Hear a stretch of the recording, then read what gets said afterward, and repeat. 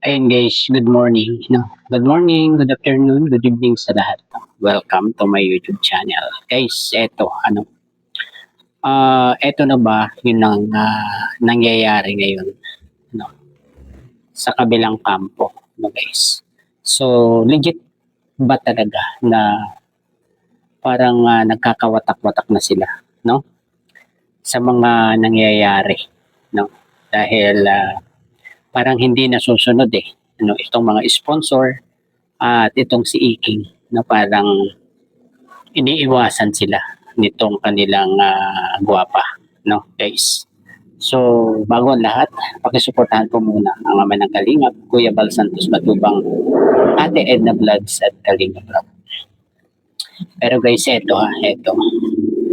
Meron akong video clip na ipi-play ngayon. Ano guys, so pakinggan nyo ito ha. At pakaisipin kung grabe ano, ito na ba ang nangyayari ngayon kay Iking sa dalawa no, kay Pulang Uod at kay Iking. Ano, parang nababaliwala na sila, no. Hindi na sila pinapansin nitong kuwapa nila, no. Nitong kanilang pinagtanggol dati. So, ayun, ito guys, pakinggan natin. Parang napakalungkot ng kanyang mukha dito. Guys, ito na ba ang karma guys na sinasabi ng iba? No? Ito na ba yung tinatawag na karma? No? Na inihiwalay niya itong si V sa Kalingap. Tapos siya naman yung hindi napapaboran nitong si V ngayon dahil mas nakikisama itong si V dito kay Kapisot. Diba? So yan yung ating nakikita ngayon, no? So guys, natutuwa ba kayo sa mga nangyayari? Na mas pinapaboran ni Dalaga itong si Kapeso kisa dito kay Iking. Natutuwa ba kayo dyan guys? So ako, wa ako say guys, wa ako say dyan. No? Nakay V yan, ano kung sino yung pakikisamahan niya. Diba? Oo nga. Bigyan nyo nga akong bilisin sa bago. Ang pangit na cellphone ko. At talagang ano guys, parang naghihirap na si Iking dito ano. Kasi ayun, nagpaparinig na rin siya tungkol dun sa kanyang cellphone. Grabe kawawa naman itong si Iking ano. Kawawa naman ang nangyayari kay Iking ngayon guys. Oo, kaya talaga natin sila. Sila din naman ang yung mga bagay na bukas sigurado top 10 tayo dito sa live na yun. Nagkakaanood si Director sa pag-ulit. Ano yung iba mga reactor. Okay na tayo. Kasi alam ko na ganda na talaga tayo. Tayong gagawa.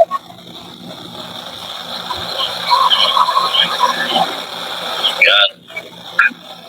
Tiga na.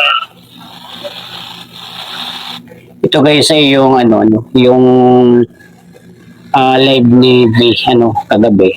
Bago yun. Pagkatapos noon nag-live itong si Iking, no guys. So kaya alam niya na sinabi ni V na walang may hawak sa kanya, solo lang siya. Kahit kanino hindi siya walang hahawak sa kanya. So, yun yung siguro yung pinaghihimutok nitong si Dr. Love, no? Dahil kahit kailan hindi na nila may vlog itong si B, di ba? Hindi dapat nag-live na gano'n na sinabi yung tao nito. Ay, mag-live ka bulog? Nagkakot kita, sorry. Ha? Dahil sinabi ba niya, sunod ko talaga ako. So tama yung mga ginigibinto ni Luisa. Di ba? Sinabi talaga ni Vian kagabi sa live niya na solo lang siya. Wala kahit sino walang may hawak sa kanya. So So siguro nasaktan itong si Dr. Love do sa sinabi ni Vin na yun ano kagabi. Nawala siyang grupo. Anong nangyari sa Tigwa? Pati kami na lang daw na dirinsin sa Tigwa. Dalawa naman tayo. Pinabahan na kami dirinsin. Nabugbog na kami. Totoo lang. Ang ginawa namin ay para sa ikat. Nasaktan talaga itong dalawang ito ano do sa sinabi ni Vin na yun na solo lang si V ano na nagba-vlog no, walang may hawak sa kanya.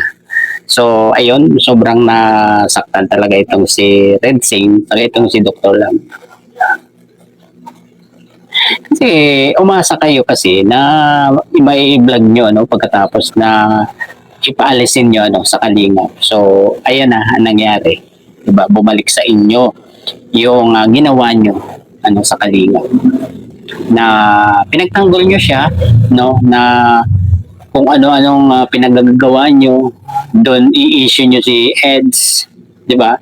So eto na ang ganti sa inyong dalawa, 'di ba? Ngayon siguro ay marami na ring nagtatatawa sa inyo ano, Doc Lab sa Red Sing. So ito na ang ganti. No, ito na. Maganda ng kanyang birthday. Pero yung sponsor ang may gusto nun, hindi ako. Siyempre, bilang vlogger ako, kailangan kong mag-vlog. Siyempre, dapat pinakinggan nyo lahat ng usapan doon, kung anong napag-usapan doon. Hindi yung isisigaw nyo na sasabihin nyo, respetuhin ang pamilya. Sobra sa respeto yung ginawa ng sponsor. Isipin mo, nanggaling sa Maynila yung sponsor, pupunta dito. Hindi pa ba respeto sa'yo yun? Si ano yung tinutukoy niyang sponsor dito ano, si Nika Pagado. Guys, ano. Hindi natin alam ano kung iniiwasan ba ito ni V o hindi natin alam ha. Ayun ano, parang hula-hula lang muna tayo ngayon ano guys. So basta tayo ito nakasubaybay pa rin tayo sa kanila ano kung anong mangyayari, kung hanggang kailan pa ba itong Team Guapa, 'di ba? So kapag nawala ito ay tama yung naghula no, na hindi tatagal itong Team Guapa talaga, 'di ba? Pumunta rito, kinausap ka doon sa nagluto. Nagdala pa ng maraming ulam. Kasi gusto ka mag-salo-salo, pag-uusap-usap. So ang tanong dito guys, anong feeling nung sponsor na yan ano, na pumunta doon para pag-usapan yung birthday pero nabigo sila na makausap itong si V. Ano, dahil ayun, naging busy sa pag-outing, 'di ba, kasama si Kapisot. So anong magiging feeling nitong sponsor na ito, no?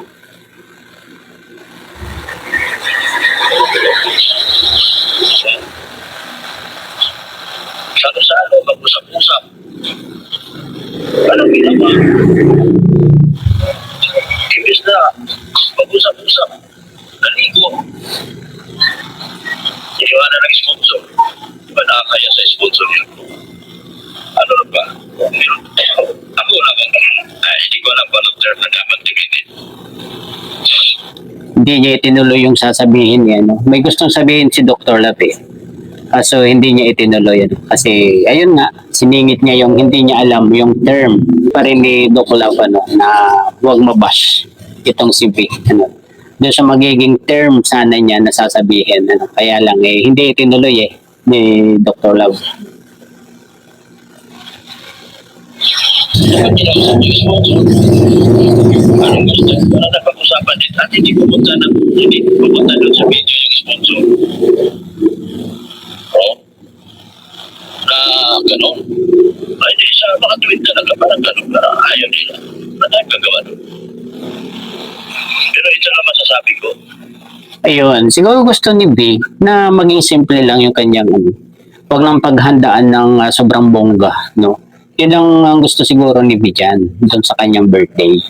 Maging simple lang, yung, ayun nga sinabi ni V sa kanyang live, di ba? Na gusto lang niya, ang alam lang niya ay yung sa bahay lang gaganapin, ano? At hindi niya alam na yun, yung usapan na yun na may iba palang venue na paggaganapan ng birthday. So, ayun nga, hindi sila nagkakaunawaan, hindi, wala silang malinaw na usapan tungkol dyan.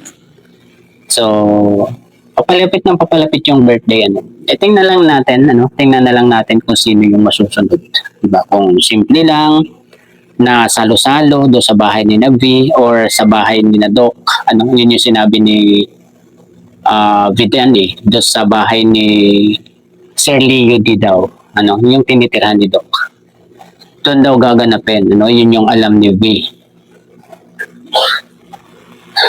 Grabe ito, guys. Ay, nako, sobrang lungkot ni Doc dito, guys.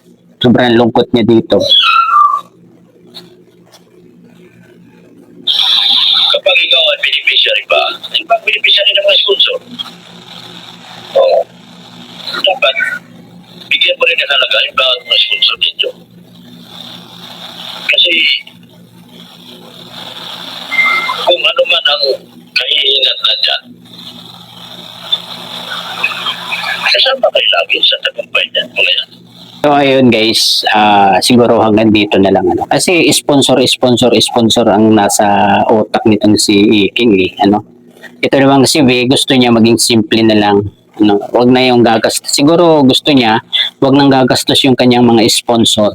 Kasi kung may venue yan, kung magiging bongga pa yan, maraming yan, gastusin. Damit, yung susuotin niya. So, siguro gusto ni V na maiwasan yung mga ganun kasi siyempre hindi maiiwasan ang issue pagkatapos ng kanyang birthday. Ayun siguro ang gusto ni V, maging simple na lang yung kanyang birthday. So yun yung panawagan ng iba sa live na respetuhin na lang yung magiging desisyon ng family kung paano idaos yung birthday ni V, di ba? So, hindi naman masama yun, di ba guys? So, ayun, hanggang dito na lamang po. Bye-bye, God bless po sa lahat. Peace!